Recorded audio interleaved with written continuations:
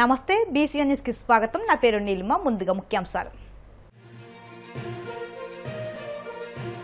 విశాఖలో బండారు దత్తాత్రేయ జీవిత ప్రస్థానాన్ని ఆవిష్కరించే ప్రజల కథే నా ఆత్మకథ పుస్తకం ఆవిష్కరణ. ముఖ్య అతిథిగా హాజరైన ఒడిశా గవర్నర్ కమ్మంపాటి హరిబాబు.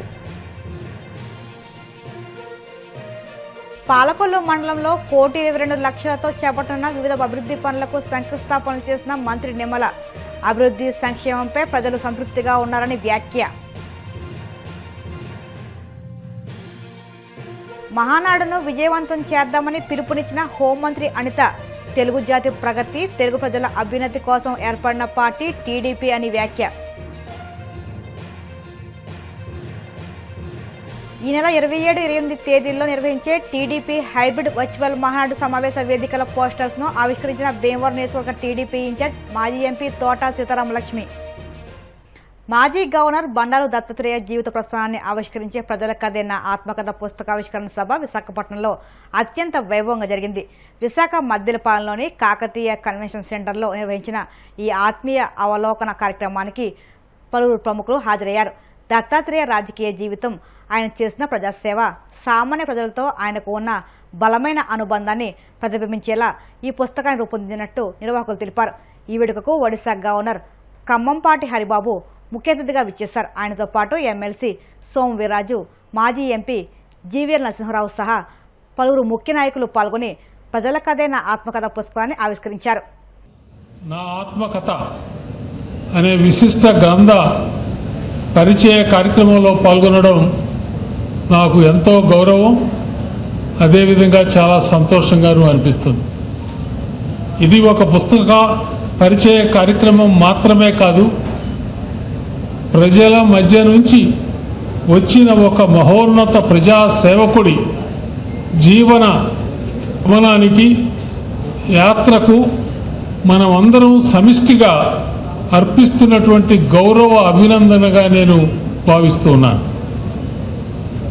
ఈ గ్రంథ రచయిత బండారు దత్తాత్రేయ గారు పదవుల ద్వారా కాదు, ప్రజల హృదయాలలో స్థానం సంపాదించినటువంటి నాయకుడు. ఆయన జీవితం చదివితే మనకు ఒక విషయం స్పష్టంగా తెలుస్తుంది. సాధారణ మనిషి కూడా అసాధారణ శిఖరాలను చేరగలడని అనిపిస్తుంది.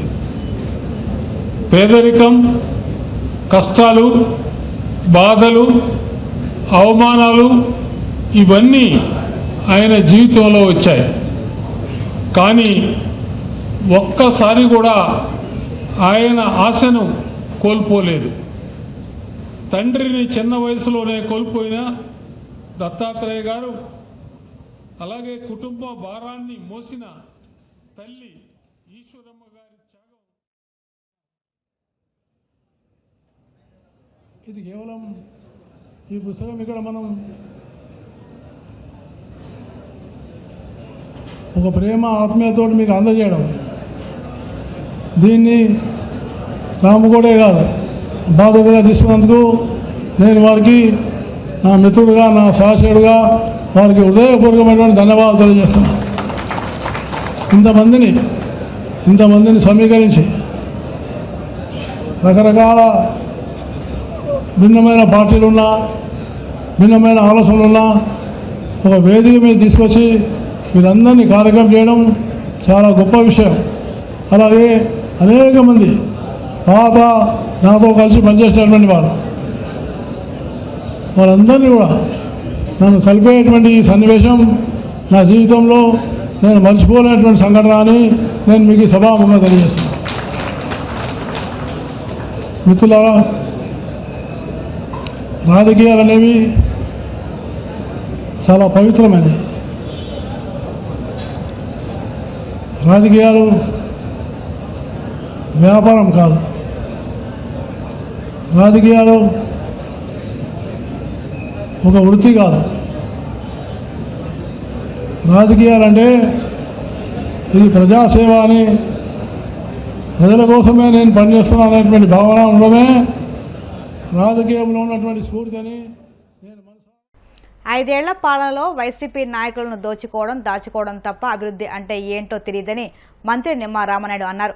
పశ్చిమ గోదావరి జిల్లా పాలకొల్లు మండలంలోని పూలపల్లి, బగ్గేశ్వరం, వడ్లవానిపాలెం, చింతపూరు గ్రామాల్లో 1,22,00,000తో చేపట్టున్న వివిధ అభివృద్ధి పనులకు కూటమి నాయకులతో కలిసి ఆయన శంకుస్థాపన చేశారు. అనంతరం వడ్లవానిపాలెంలో నిర్వహించిన బహిరంగ సభలో మంత్రి నిమ్మల మాట్లాడుతూ ఇటీవల స్థానిక వైసీపీ నాయకులు పాలకొల్లు నియోజకవర్గం అభివృద్ధిపై చేస్తున్న విమర్శలను తిప్పికొడుతూ నియోజకవర్గంలో వందలాది కోట్ల రూపాయలతో అభివృద్ధి పనులు చేపట్టామన్నారు. కూటమి ప్రభుత్వం అధికారులకు వచ్చిన 20 నెలల్లో పాలకొల్లులో అనేక అభివృద్ధి పనులు చేపట్టామన్నారు. 5 సంవత్సరాల వైసీపీ పాలనలో మీరు పదవులు చేపట్టారు. మరి ఆ రోజు లారీ స్టాండ్ దగ్గర నుంచి వడ్లవానిపాలెం ఆ రోజు మీరు ఆ బ్రిడ్జ్ శాంక్షన్ చేస్తుంటే ఓకే, మీరు మాట్లాడితే అర్థం ఉంటుంది. కానీ 14-19లో అక్కడ వేడింగ్లో బ్రిడ్జి కట్టినా, అక్కడ 14-19లో సగం చెరువు దగ్గర బ్రిడ్జి కట్టినా అది రామానాయుడు 14-19 తెలుగుదేశం ప్రభుత్వ హయాంలో. మళ్ళీ 24-29లో మళ్ళీ ఇక్కడ బ్రిడ్జి కడుతున్నామని అంటే అది ఈరోజు కూటమి ప్రభుత్వం రామానాయుడు. అంటే ఈ రకంగా చాలా క్లియర్గా అప్పుడు ఇప్పుడు నిర్మాణం చేసేది మన ప్రభుత్వం. అదేవిధంగా ఇక్కడ ఇప్పుడే సాయి చిత్రాలయ థియేటర్ దగ్గర నుంచి రోడ్డు అని చెప్పాం, నాగరాజుపేట దగ్గర నుంచి. ఈ రోడ్డు ఎప్పుడు వేసాం మనం? 2014-2019 5 సంవత్సరాల తెలుగుదేశం పార్టీ పాలనలోనే బ్రహ్మాండమైనటువంటి బీటీ రోడ్డు, ఎక్కడ గ్రామం ఉంటే అంత లెక్క సీసీ రోడ్ వేసి అద్భుతంగా ఆ రోజు మనం 9 కోట్ల రూపాయలతో మేము ఆ రోజు రోడ్డు వేసాం. మరి తర్వాత 19-24 నీ ప్రభుత్వం వచ్చింది. 5 సంవత్సరాల నీ పాలనలో రోడ్డు మాట అటుంచి కనీసం గొంతలు పడితే ఆ గొంతలు పూడ్చేటువంటి పరిస్థితి కూడా లేదు. మళ్ళీ ఈరోజు మేము అధికారంలోకి వచ్చిన తర్వాత ఇప్పుడు 4,30,00,000 రూపాయలు నిధులు ఇచ్చాం. అంటే 14-19లో మనమే చేస్తాం, మళ్ళీ 24 తర్వాత మళ్ళీ ఇప్పుడు మనమే చేస్తూ ఉన్నాం. మరి మధ్యలో 5 సంవత్సరాలు మొద్దు నిద్రపోయినటువంటి మీరు ఈరోజు అభివృద్ధి గురించి మా గురించి మాట్లాడేటువంటి అర్హత ఎక్కడుందో ఆత్మవిమర్శ చేసుకోలేనటువంటి స్థాయిలో కూడా ఈరోజు గొడ్డల పార్టీ ఉన్నటువంటి పరిస్థితి. ఎందుకంటే వైఎస్ఆర్సీపీ అంటే మర్చిపోయారు. ఇప్పుడంతా కూడా రప్ప అని తిరుగుతూ ఉన్నారు, గొడ్డళ్ళు పట్టుకుని మోటార్ సైకిల్ మీద వీరంగం చేస్తూ ఉన్నారు. నడి రోడ్డు మీద పొట్టేళ్ళని నరికి ఆ పొట్టేళ్ళ నుంచి రక్తాన్ని చిమ్మితే అది జగన్మోహన్ రెడ్డి పోస్టర్లకి రక్తాభిషేకం చేస్తూ ఉన్నారు. అందుచేత ఇది గొడ్డల పార్టీగా రూపాంతరం చెందింది. అందుచేతే రేపు భవిష్యత్తులో అటువంటి గొడ్డల పార్టీలకి చెక్ పెట్టాలి. మన తెలుగుదేశం, జనసేన, బీజేపీ కూటమిని భవిష్యత్తులో ఎప్పుడు ఏ ఎన్నిక జరిగినా మనం ఆశీర్వదిస్తే ఈ 20 నెలల్లో ఒక్క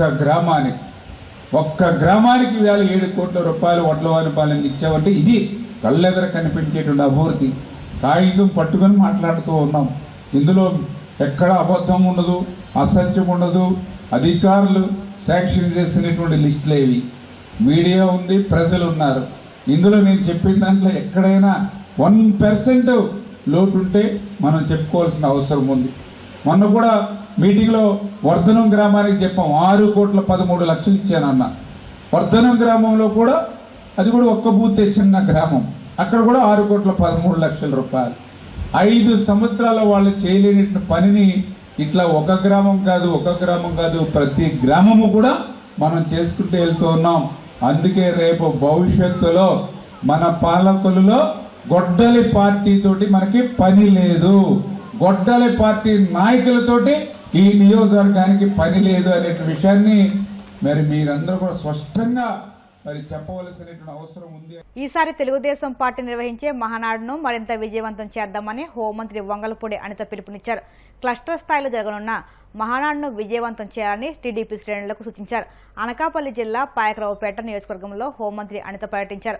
మే 27, 28 తేదీల్లో హైబ్రిడ్ పద్ధతిలో పాయకరావుపేట నియోజకవర్గంలో నిర్వహించే మహానాడు కళ్యాణ మండపాలు స్థలాలను పరిశీలించారు. అలాగే పాయకరావుపేట, నక్కపల్లి, ఎస్ రాయవరం, కోటవరట్ల మండలాల్లో మహానాడు ఏర్పాట్లను పరిశీలించారు. ఈ సందర్భంగా హోంమంత్రి అనిత మాట్లాడుతూ మహానాడు అనేది కేవలం పార్టీ కార్యక్రమం కాదని, తెలుగుదేశం బలం, త్యాగం, క్రమశిక్షణ, సంస్థాగత స్ఫూర్తికి ప్రతిబింబమని అభివర్ణించారు. నాయకుడు నిజంగా చెప్పాలంటే సినీ వినీలాకాశంలో రారాజుగా ఎదిగి రాజకీయంలో కూడా ఒక చరిత్ర సృష్టించిన మహానుభావుడు నందమూరి తారక రామారావు గారు పార్టీ పెట్టిన సందర్భం కానీ ఆయన పుట్టినరోజుని ఈరోజు స్మరించుకుంటూ ప్రతి సంవత్సరం చేసుకునే మహానాడు ప్రతి సంవత్సరం కార్యకర్తలందరికీ కూడా ఒక పెద్ద పండుగ లాంటిది. అయితే కరోనా లాంటి విపత్కరమైన పరిస్థితుల్లో కూడా ఏ రోజు కూడా మహానాడిని కూడా ఆపే ప్రయత్నం కూడా చేయలేదు. ఆ రోజు కూడా డిజిటల్ గా లోని కరోనా సమయంలో కూడా మహానాడిని జరిపించుకొని కార్యకర్తలందరూ ఏదైతే ఆశిస్తారో కార్యకర్తల ఆశల మేరకు ఆ రోజు కూడా పనిచేయడం జరిగింది. అయితే నందమూరి తారక రామారావు గారు పార్టీ పెట్టిన తర్వాత ఆత్మగౌరవ నినాదంతో పార్టీ పెట్టిన తర్వాత ఆత్మగౌరవ నినాదంతో పాటు ఆత్మవిశ్వాసాన్ని కూడా జోడించుకొని గౌరవ ముఖ్యమంత్రి గౌరవ నారా చంద్రబాబు నాయుడు గారి నేతృత్వంలో మరి ఇప్పుడు యువరక్తం ఒక నవశకానికి నాంది పలకాల ఉద్దేశంతో ఈరోజు యువరక్తం ఈరోజు వర్కింగ్ ప్రెసిడెంట్ గా జాతీయ వర్కింగ్ ప్రెసిడెంట్ గా గౌరవ నారా లోకేష్ గారు నియమితులు అయిన తర్వాత జరగబోయే మొట్టమొదటి మహానాడు.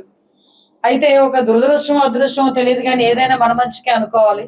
ఈరోజు కానీ ఒక పొదుపు చర్యలో భాగంగా గౌరవ ప్రధానమంత్రి నరేంద్ర మోడీ గారి పిలుపు మేరకు ఈరోజు మొట్టమొదటిసారిగా ఒక విజనరీ కలిగిన నాయకుడిగా దేశ భవిష్యత్తును అదేవిధంగా ప్రపంచ స్థాయిలో ఉన్న ప్రతి ఒక్క సిచ్యువేషన్ ని కూడా ఆవలింపు చేసుకొని ముందు తరాలకి మంచి చేయాలనే సంకల్పంతో దృష్టి పెట్టిన గౌరవ ముఖ్యమంత్రి నారా చంద్రబాబు నాయుడు గారు ప్రత్యేకంగా పొదుపు చర్యల్లో భాగంగా తను ఒక నిర్ణయం తీసుకోవడం జరిగింది. ఆ నిర్ణయం అనేకమైన నిర్ణయాలు తీసుకున్న ఆ నిర్ణయంలో ప్రత్యేకంగా మీ అందరికీ తెలుసు ఈ మహానాడుని అంగరంగ వైభవంగా నెల్లూరు జిల్లాలోని చేయాలి అన్న ఒక దృక్పథంతో ఇంతవరకు కూడా మేము ఉన్నాం.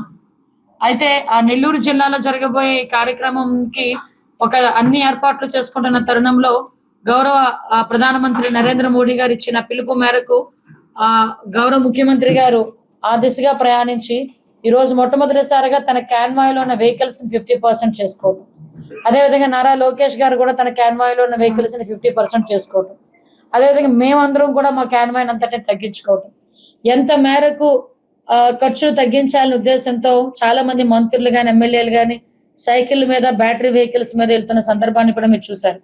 ఇటువంటి తరుణంలో మహానాడు అన్నది చాలా మంది ఎక్కడ పూలప్ అయ్యే పరిస్థితి, అదేవిధంగా చాలా వెహికల్స్ అని రావాల్సిన పరిస్థితి, ఫ్యూయల్ కన్సంప్షన్ కూడా ఎక్కువ అవుతుంది. మనం ఏది జరిగినా మనతోనే స్టార్ట్ అవ్వాలి. అందరం నేనొక్క ఆదా చేస్తే సరిపోతుందా, మిగతా వాళ్ళు ఆదా చేయకపోతే సరిపోతుందా అనుకునే తరుణం కాదు. ప్రతి ఒక్కరి బాధ్యతగా గుర్తించి చేయాలనే ఉద్దేశంతో ఈ మహా పండుగని ఒకే ప్లేస్ లో కేంద్రీకృతం కాకుండా ఈ రోజు, అందుకే నేను ఇందాక అదృష్టం అని డిఫరెంట్ ఏరియాస్ లో ఈ రోజు పెట్టుకోవడం జరుగుతుంది. ఇంతకుముందు మహానాడు అంటే కాన్స్టిట్యున్సీ లెవెల్లో మేమందరం ఒకటి పెట్టుకునే వాళ్ళమే, జిల్లా లెవెల్లో ఒకటి పెట్టుకునే వాళ్ళం. కాన్స్టిట్యున్సీ లెవెల్లో పెట్టుకుంటే మహా అయితే ఒక 2000 మంది వచ్చేవారు, లేకపోతే 5000 మంది మేమందరం కూడా మా కార్యకర్తలు. అదేవిధంగా ఈ రోజు జిల్లా లెవెల్కి వచ్చేసరికి జస్ట్ ఒక 500 మంది వెళ్ళేవాళ్ళు. అదే రాష్ట్ర స్థాయికి వెళ్ళేసరికి ఒక 200 మంది నియోజకవర్గం నుంచో లేకపోతే 500 మంది అలా వెళ్ళేవారు మనకి ఆహ్వానితులు. కానీ ఈ రోజు ఏంటంటే మహానాడు పండుగ ఇలా జరుగుతుందా అని క్లస్టర్ స్థాయి వరకు కూడా తెలియజెప్పాలి. క్లస్టర్ స్థాయిలో ఉన్న ప్రతి ప్రజానికానికి కూడా మహానాడు పండుగ ఎలా జరుగుతుందో చూపించాలి ఉద్దేశంతో, క్లస్టర్ ఇన్ఛార్జీలను కూడా బలోపేతం చేయాలని ఉద్దేశంతో ప్రతిరోజు కూడా ప్రతిసారి కూడా అధికారం ఒకే దగ్గర కేంద్రీకృతం అవ్వకుండా క్లస్టర్ స్థాయిలో ఉన్న నాయకుడిని కూడా నాయకత్వ పటిమ బయటికి తీసుకురావాలి, నాయకులు తయారు చేయాలని ఉద్దేశంతో గౌరవ ముఖ్యమంత్రి గారు తీసుకున్న మంచి నిర్ణయం. దానికి కొంచెం ఇబ్బందులు ఎదుర్కొన్నప్పటికీ కూడా ఏమి ఇబ్బంది కాదు, గౌరవ నాయకుడు మా నాయకుడు చెప్పిందే వేదం అన్నట్టుగా ఈ రోజు రాష్ట్ర స్థాయిలో దగ్గర 1840 క్లస్టర్లకి గాను రోజు ప్రతి ఒక్క దగ్గర కూడా రోజు మహానాడు జరగబోతుంది. ఇప్పుడు కాసేపు ప్రకటనలు.